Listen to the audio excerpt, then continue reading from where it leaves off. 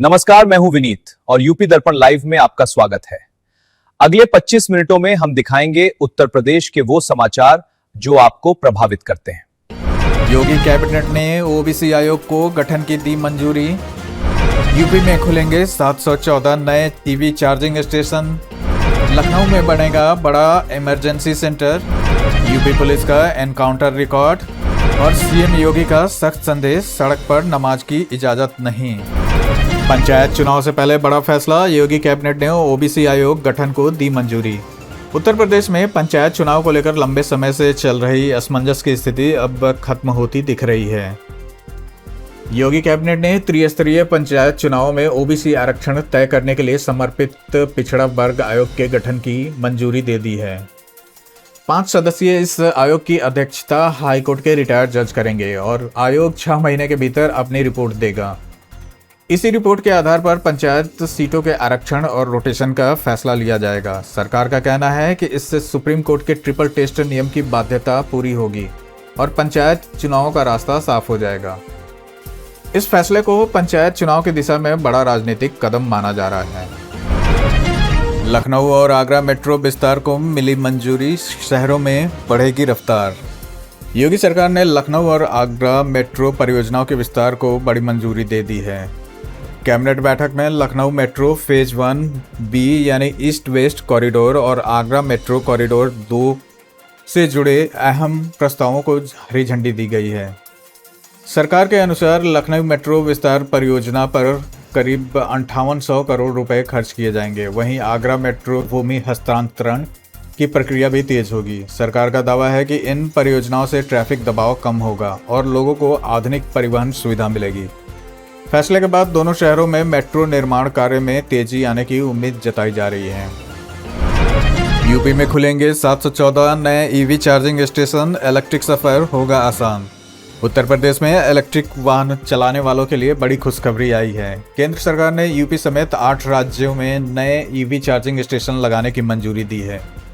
प्रदेश में अगले 6 महीनों के भीतर 714 नए चार्जिंग स्टेशन स्थापित किए जाएंगे। ये station highway, expressway, petrol pump और सार्वजनिक स्थानों पर लगाए जाएंगे ताकि लंबी दूरी के सफ़र में बैटरी खत्म होने की चिंता कम हो सके। सरकार ने पहले चरण में 500 करोड़ रुपए की राशि मंजूर की है। माना जा रहा है कि इससे प्रदेश में इलेक्ट्रिक वाहनों के इस्तेमाल को बढ़ावा मिलेगा और ग्रीन ट्रांसपोर्ट को मजबूती मिलेगी। मिर्जापुर में बनेगी सरदार पटेल एपेक्स यूनिवर्सिटी, योगी कैबिनेट से मंजूरी। उत्तर प्रदेश के मिर्जापुर जिले में जल्द ही सरदार पटेल एपेक्स यूनिवर्सिटी की स्थापना की जाएगी। मुख्यमंत्री योगी आदित्यनाथ की अध्यक्षता में हुई कैबिनेट बैठक में निजी विश्वविद्यालय स्थापना के प्रस्ताव को मंजूरी दे दी गई है। यह यूनिवर्सिटी चुनार तहसील के ग्राम समसपुर में करीब 50 एकड़ की भूमि पर बनाई जाएगी। सरकार के अनुसार इससे ग्रामीण क्षेत्रों के छात्रों को उच्च शिक्षा के बेहतर अवसर मिलेंगे और क्षेत्रीय विकास को भी गति मिलेगी। एपेक्स वेलफेयर ट्रस्ट द्वारा संचालित यह संस्थान शिक्षा और स्वास्थ्य दोनों क्षेत्रों में सुविधाएं उपलब्ध कराने की दिशा में बड़ा कदम माना जा रहा है। लखनऊ में बनेगा 1010 बेड का इमरजेंसी सेंटर, योगी कैबिनेट की मंजूरी। लखनऊ के राम मनोहर लोहिया संस्थान में 1010 बेड का अत्याधुनिक इमरजेंसी सेंटर बनाया जाएगा। योगी कैबिनेट ने इस महत्वाकांक्षी परियोजना को मंजूरी दे दी है। करीब 855 करोड़ रुपए की लागत से बनने वाले इस सेंटर में मल्टी स्पेशलिटी इमरजेंसी सेवाएं उपलब्ध होंगी। इसके साथ ही नया ओपीडी ब्लॉक और 200 सीटों वाला टीचिंग ब्लॉक भी बनाया जाएगा। सरकार का कहना है कि इससे मरीजों को बेहतर इलाज मिलेगा और मेडिकल शिक्षा की गुणवत्ता भी मजबूत होगी। राजधानी लखनऊ में स्वास्थ्य सुविधाओं को आधुनिक बनाने की दिशा में इसे बड़ा कदम माना जा रहा है। जन्म मृत्यु प्रमाण पत्र के नियम बदले, अब 21 दिन के भीतर मिलेगा फ्री सर्टिफिकेट। उत्तर प्रदेश सरकार ने जन्म और मृत्यु प्रमाण पत्र से जुड़े नियमों में बड़ा बदलाव किया है। योगी कैबिनेट ने नई जन्म और मृत्यु रजिस्ट्रीकरण नियमावली 2026 को मंजूरी दे दी है। नए नियमों के अनुसार यदि 21 दिनों के भीतर जन्म या मृत्यु की जानकारी दर्ज कराई जाती है तो प्रमाण पत्र मुफ्त जारी किया जाएगा। साथ ही अब डिजिटल माध्यम से ऑनलाइन सर्टिफिकेट प्राप्त करना भी आसान होगा। सरकार ने लेट फीस और अधिकारियों के अधिकार क्षेत्र को लेकर भी नई व्यवस्था लागू की है। इस फैसले से पूरी प्रक्रिया को अधिक पारदर्शी और डिजिटल बनाने का दावा किया जा रहा है। यूपी के छात्रों को बड़ी सौगात, इंटर्नशिप स्टाइपेंड 3 गुना बढ़ा। योगी सरकार ने पशु चिकित्सा के छात्रों को बड़ी राहत देते हुए उनका इंटर्नशिप स्टाइपेंड 3 गुना बढ़ाने का फैसला किया है। कैबिनेट की मंजूरी के बाद अब इंटर्नशिप कर रहे छात्रों को हर महीने 4,000 रुपये की जगह 12,000 रुपये मिलेंगे। इस फैसले का फ़ायदा मथुरा, अयोध्या, मेरठ के सरकारी पशु चिकित्सा विद्यालयों में पढ़ रहे करीब 300 छात्रों को मिलेगा। सरकार का कहना है कि इससे छात्रों को आर्थिक मदद मिलेगी और वे बेहतर तरीके से अपनी पढ़ाई और प्रशिक्षण पूरा कर सकेंगे। छात्रों और अभिभावकों ने इस फैसले का स्वागत किया है। योगी सरकार के नए मंत्रियों में बटे विभाग, भूपेंद्र चौधरी को मिला MSME। योगी सरकार में शामिल नए मंत्रियों के विभागों का बंटवारा कर दिया गया है। राज्यपाल की मंजूरी के बाद जारी अधिसूचना के मुताबिक भूपेंद्र चौधरी को सूक्ष्म, लघु एवं मध्यम उद्यम विभाग सौंपा गया है, जबकि मनोज पांडेय को खाद्य एवं रसद विभाग मिला है।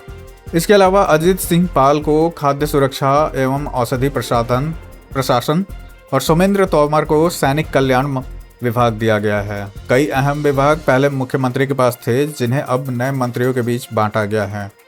राजनीतिक गलियारों में इस विभागीय बंटवारे को लेकर चर्चा तेज हो गई है। CRPF में 9,000 से ज़्यादा भर्तियां, युवाओं के लिए सुनहरा मौका। CRPF में नौकरी की तैयारी कर रहे युवाओं के लिए बड़ी खुशखबरी आई है। इस साल CRPF में 9,000 से ज़्यादा पदों पर भर्ती निकाली गई है।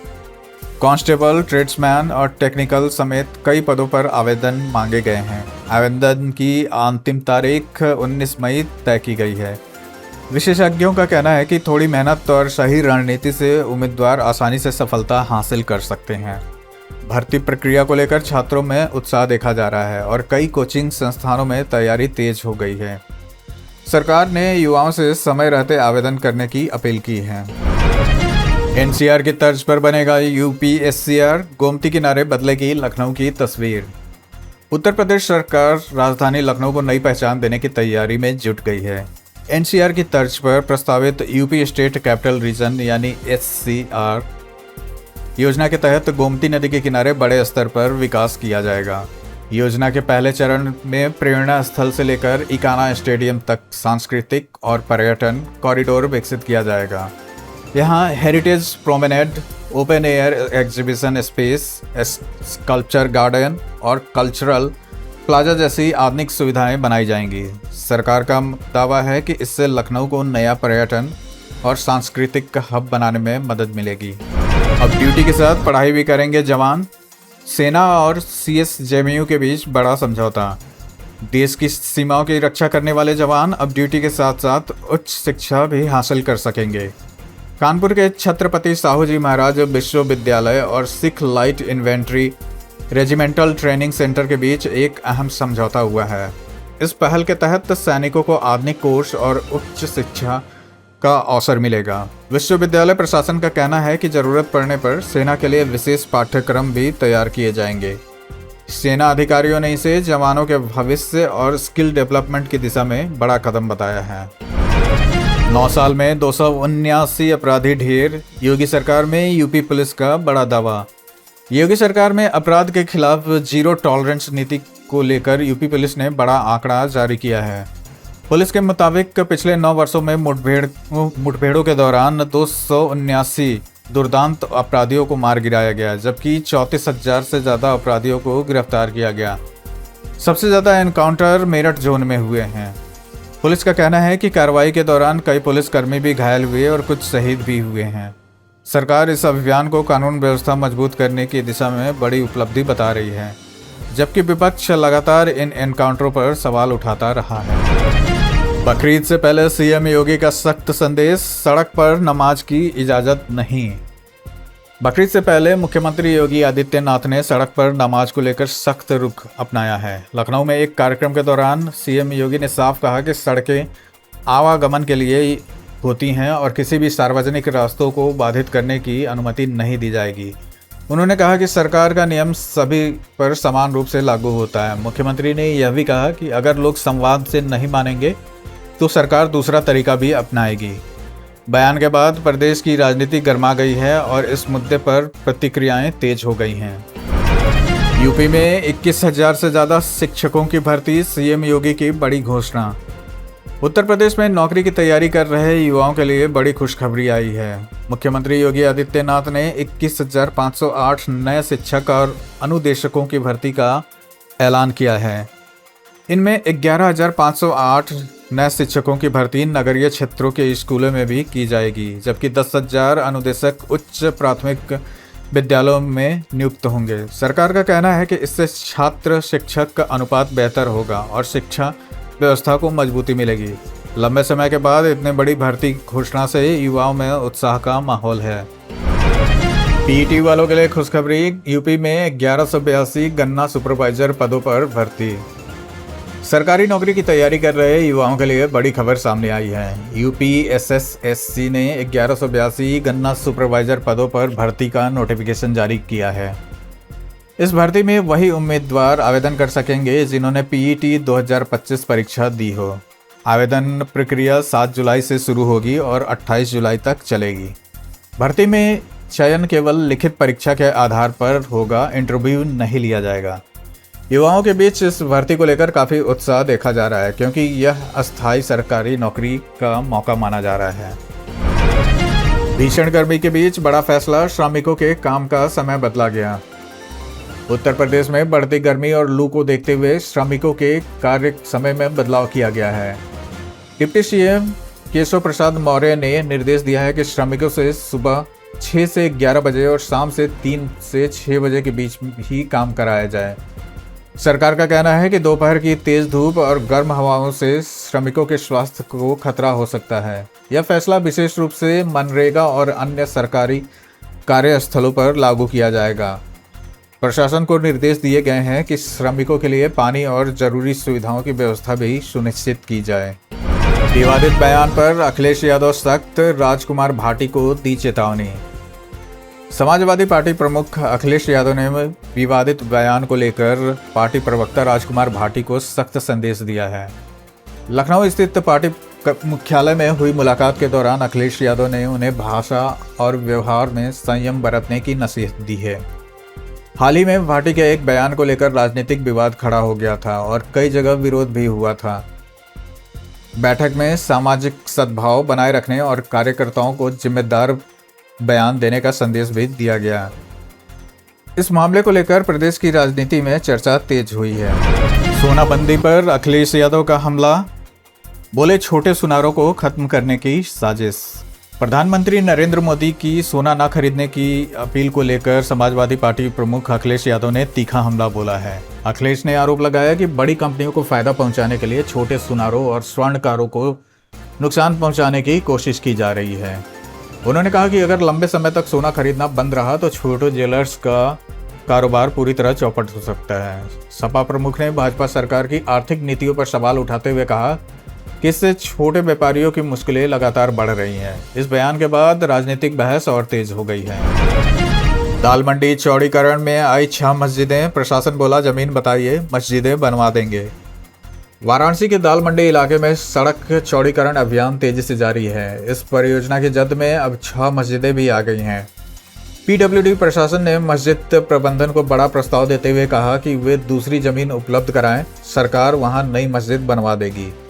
दाल मंडी में 187 संपत्तियों को हटाने का लक्ष्य रखा गया है और 31 अगस्त तक सड़क चौड़ीकरण पूरा करने की योजना है। इलाके में लगातार बुलडोजर कार्रवाई जारी है और पूरे बाजार की तस्वीर तेजी से बदल रही है।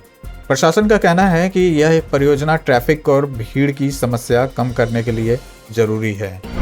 चलती बस बनी आग का गोला, ड्राइवर की सूझबूझ से बची 40 यात्रियों की जान। अमेठी में सोमवार सुबह यात्रियों से भरी एक रोडवेज बस अचानक आग की चपेट में आ गई। बस में करीब 40 यात्री सवार थे, लेकिन ड्राइवर की सूझबूझ और स्थानीय लोगों की मदद से सभी यात्रियों को सुरक्षित बाहर निकाल लिया गया। घटना फैजाबाद प्रयागराज हाईवे पर दुर्गापुर बाजार के आसपास हुई। बताया जा रहा है कि बस के इंजन से धुआं निकलने के बाद देखते देखते ही आग फैल गई। मौके पर पहुंची फायर ब्रिगेड ने काफ़ी मशक्कत के बाद आग पर काबू पाया, लेकिन बस पूरी तरह जलकर खाक हो गई। प्रारंभिक जांच में तकनीकी खराबी को आग लगने की वजह माना जा रहा है। मृत उपभोक्ता के गैस कनेक्शन से फर्जी डिलीवरी, 2 एजेंसी कर्मचारी गिरफ्तार। बलरामपुर में घरेलू गैस सिलेंडरों की कालाबाजारी का बड़ा मामला सामने आया है। पुलिस ने गैस एजेंसी के 2 कर्मचारियों को गिरफ्तार किया है, जिन पर मृत उपभोक्ताओं के गैस कनेक्शन का दुरुपयोग कर फर्जी बुकिंग और डिलीवरी कराने का आरोप है। शिकायत मिलने के बाद जांच में पता चला कि आरोपियों ने गैस कनेक्शन में फर्जी मोबाइल नंबर लिंक कर अवैध तरीके से सिलेंडर सप्लाई की। पुलिस अब इस रैकेट से जुड़े अन्य लोगों की तलाश कर रही है। इस घटना के बाद गैस वितरण व्यवस्था और उपभोक्ता सुरक्षा को लेकर सवाल खड़े हो गए हैं। प्रयागराज के होटल में भीषण आग, 13 लोगों को रेस्क्यू कर बचाया गया। प्रयागराज के सिविल लाइन्स इलाके में स्थित होटल में सोमवार दोपहर भीषण आग लग गई। आग लगते ही पूरे इलाके में अफरा तफरी मच गई और होटल में मौजूद कई लोग अंदर फंस गए।